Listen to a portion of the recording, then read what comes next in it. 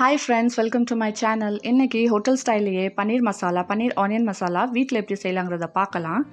உங்கள் எல்லாருக்கிட்டையும் ஒரு ரெக்வெஸ்ட், இது வரைக்கும் என் வீடியோவை சப்ஸ்கிரைப் பண்ணலைன்னா இல்லை ஃபஸ்ட் டைம் என்னோடய வீடியோவை பார்க்குறீங்க அப்படின்னா கண்டிப்பாக என் சேனலை சப்ஸ்கிரைப் பண்ணிடுங்க. அப்படியே பக்கத்தில் இருக்க பெல் ஐக்கனையும் கிளிக் பண்ணுங்கள். ரெசிபி பிடிச்சிருந்தா லைக் பண்ணுங்கள்.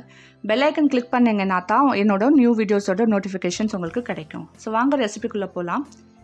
ஃபஸ்ட்டு தேவையான பொருட்கள் பார்த்துக்குவோம். நான் ஒரு 100 கிராம்ஸ் பன்னீர் எடுத்துருக்கிறேன். அப்புறம் ஒரு பெரிய வெங்காயத்தை பெருசு பெருசாக கட் பண்ணி இந்த மாதிரி இதெல்லாம் எடுத்து வச்சுருக்கிறேன்.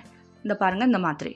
ஸோ ஒரு பெரிய ஸ்பூன் அளவுக்கு இஞ்சி பூண்டு பேஸ்ட்டு எடுத்துக்கலாம். நான் தட்டி வச்சுருக்கேன். அப்புறம் ஒரு வெங்காயம் அதை மிக்சியில் போட்டு அடித்து வச்சுருக்கேன் பேஸ்ட் பண்ணி. அப்புறம் 2 நார்மல் மீடியம் சைஸ் தக்காளி பேஸ்ட் பண்ணி வச்சுருக்கேன்.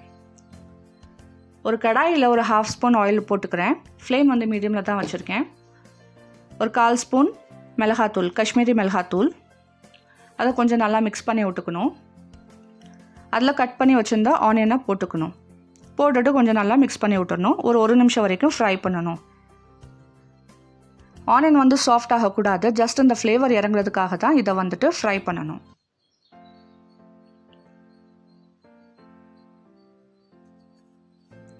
ஸோ இது வரைக்கும் ஃப்ரை பண்ணது போதும். இப்போ நான் இதை வேறு பிளேட்டில் வச்சு மாற்றிக்கிறேன்.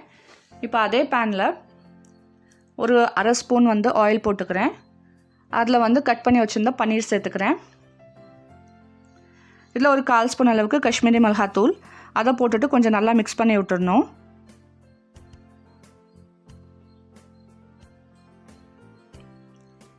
அப்புறம் 1 ஸ்பூன் கசூரி மேத்தி, அதை க்ரஷ் பண்ணி இதில் போட்டுடணும்.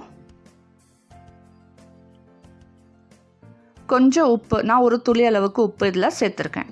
இது எல்லாத்தையும் 3ஐயும் போட்டு நல்லா மிக்ஸ் பண்ணி ஃபஸ்ட்டு ஒரு 30 செகண்டுக்கு இதை ஃப்ரை பண்ணிக்கலாம். 20 to 30 செகண்டு.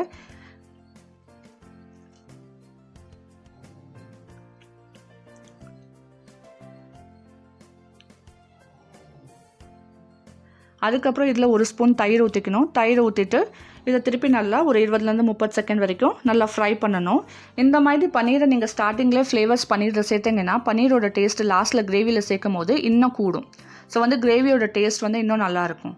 ஸோ கண்டிப்பாக இந்த மாதிரி செஞ்சு பாருங்கள். ஸோ இப்போயும் இதையும் நான் வேறு பிளேட்டில் எடுத்து மாற்றி வச்சுக்கிறேன். இந்தளவுக்கு ஃப்ரை ஆனால் போகணும். பன்னீரும் கலர் சேஞ்ச் ஆகிருக்கு. திருப்பி அதே கடாயில் ஒரு பெரிய ஸ்பூன் அளவுக்கு ஆயில் போட்டிருக்கேன். தாளிக்கிறதுக்காக ஒரு 1/2 ஸ்பூன் ஜீரா, ஒரு சின்ன லவங்க, சின்ன பட்டை 2, இதை போட்டுட்டு கொஞ்சம் நல்லா மிக்ஸ் பண்ணி விட்டுடணும்.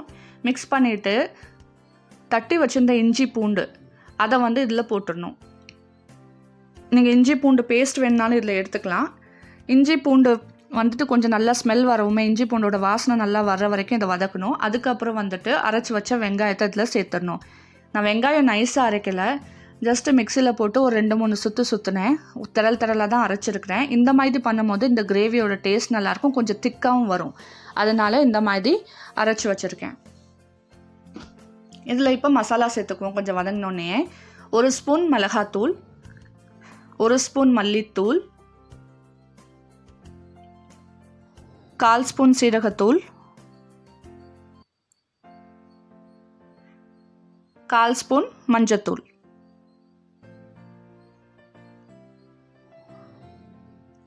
இதெல்லாம் போட்டு நல்லா மிக்ஸ் பண்ணிடணும். மசாலா ஒரு நிமிஷம் வரைக்கும் வதக்கினா போதும். காரத்துக்கு ஏற்றாப்புல நீங்கள் மிளகாத்தூள் சேர்த்துக்கலாம். ஒரு நிமிஷம் வரைக்கும் இதை கொஞ்சம் நல்லா வதங்கினோன்னே இதில் அரைச்சி வச்ச தக்காளியை சேர்த்துக்கணும். தக்காளியும் நான் ஃபுல்லாக நைஸாக அரைக்கல, மிக்சியில் போட்டுட்டு ஒரு 3-4 சுற்று மட்டும் சுற்ற விட்டுட்டு திரளாக அரைச்சி வச்சுருக்கிறேன். ஸோ இதையும் போட்டுட்டு நல்லா வதக்கணும். ஒரு நிமிஷம் 2 நிமிஷம் வரைக்கும் இந்த மசாலாவில் இருக்க தண்ணியெல்லாம் வத்துற வரைக்கும் நல்லா வதக்கிடணும். நல்லா வதங்கினதுக்கப்புறம் இதில் இப்போது நான் ஒரு 1/2 கிளாஸ் தண்ணி எடுத்துக்கிறேன். உங்களுக்கு கிரேவி அந்தளவுக்கு வேணுமோ அந்தளவுக்கு நீங்கள் எடுத்துக்கலாம். நான் 1/2 கிளாஸ் ஃபஸ்ட் எடுத்துக்கிறேன். தேவைன்னா எக்ஸ்ட்ரா ஆட் பண்ணிக்குவேன். கொஞ்சம் நல்லா மிக்ஸ் பண்ணி விட்டுடணும். மிக்ஸ் பண்ணி விட்டுட்டு தேவையான அளவுக்கு உப்பு பன்னீரில் ஆல்ரெடி சேர்த்துருக்கோம். ஸோ பார்த்து சேர்த்துக்கணும். சப்போஸ் தேவைன்னா லாஸ்ட்டில் நம்ம கிரேவி ஆஃப் பண்ணுறதுக்கு முன்னாடி கொஞ்சம் ஆட் பண்ணிக்கலாம்.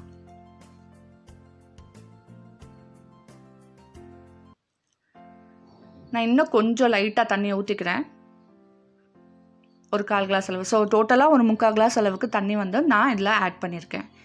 ஸோ இப்போ லிட் போட்டுட்டு ஒரு 2 நிமிஷம் 2லேருந்து 3 நிமிஷம் இதை வந்து நல்லா கொதிக்க விடணும்.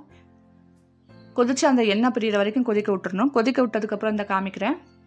இந்த எண்ணெயெல்லாம் செப்பரேட் ஆகிடுச்சு பாருங்கள். ஸோ இந்த டைமில் வந்துட்டு ஆனியன் போட்டுடணும். வதக்கி வச்சுருந்த ஆனியன் போட்டுட்டு கொஞ்சம் நல்லா மிக்ஸ் பண்ணி விட்டுடணும். மிக்ஸ் பண்ணி விட்டுட்டு இதை திருப்பி வந்துட்டு ஒரு 5 மினிட்ஸ்க்கு மீடியம் ஃப்ளேமில் தான் வச்சுருக்கேன். மீடியம் ஃப்ளேமில் லிட் போட்டு கவர் பண்ணி 5 மினிட்ஸ்க்கு வந்துட்டு விட்டுடணும். வெங்காயம் வந்து இந்த டைமில் வந்து சாஃப்டாகி வெந்துடும்.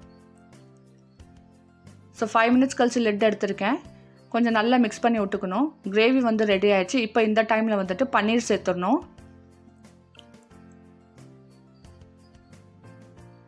பன்னீர் ஆல்ரெடி நல்லா வெந்திருக்கு, அதனால இதை போட்டுட்டு ரொம்ப மிக்ஸ் பண்ணக்கூடாது. லைட்டாக மிக்ஸ் பண்ணி விடணும். லைட்டாக மிக்ஸ் பண்ணி விட்டுட்டு இது ஒரு 2-3 நிமிஷம் வரைக்கும் திருப்பி லிட் போட்டு கவர் பண்ணிடணும். அப்போ தான் அந்த பன்னீரில் வந்துட்டு மித்த மசாலாவோட ஃப்ளேவர்ஸ் வந்துட்டு இதில் இறங்கும். கிரேவியோட ஃப்ளேவர் வந்து பன்னீரில் இறங்கிடும்.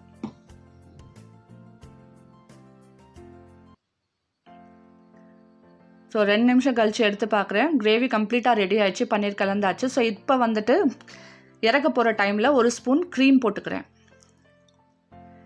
உங்கள்கிட்ட க்ரீம் இல்லை அப்படின்னா வந்து மில்க் க்ரீம் இல்லை அப்படின்னா வந்து நீங்கள் அவாய்ட் பண்ணிக்கலாம், ஸ்கிப் பண்ணிக்கோங்க.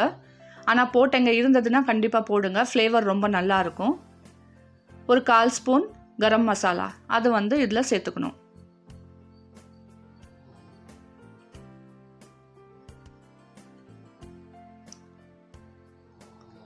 நல்லா மிக்ஸ் பண்ணி விட்டுக்கணும். இப்போ ஸ்டவ் ஆஃப் பண்ணிடணும். ஸ்டவ் ஆஃப் பண்ணிவிட்டு ஒரு 5 மினிட்ஸ் வரைக்கும், இப்போ உடனே சர்வ் பண்ணாதீங்க, 5 மினிட்ஸ் வரைக்கும் லிட் போட்டு கவர் பண்ணி வச்சிடணும். பிளேட்டிங் பண்ணி காமிக்கிறேன் 5 மினிட்ஸ்க்கு அப்புறம். இங்கே பாருங்கள், ரொம்ப டேஸ்ட்டாக டெலிஷியஸாக இந்த பன்னீர் கிரேவி இருக்கும். பன்னீர் ஆனியன் மசாலா கண்டிப்பாக ட்ரை பண்ணுங்கள். ரெசிபி பிடிச்சிருந்தால் லைக் பண்ணுங்கள், ஷேர் பண்ணுங்கள், கமெண்ட் பண்ணுங்கள். தேங்க்யூ.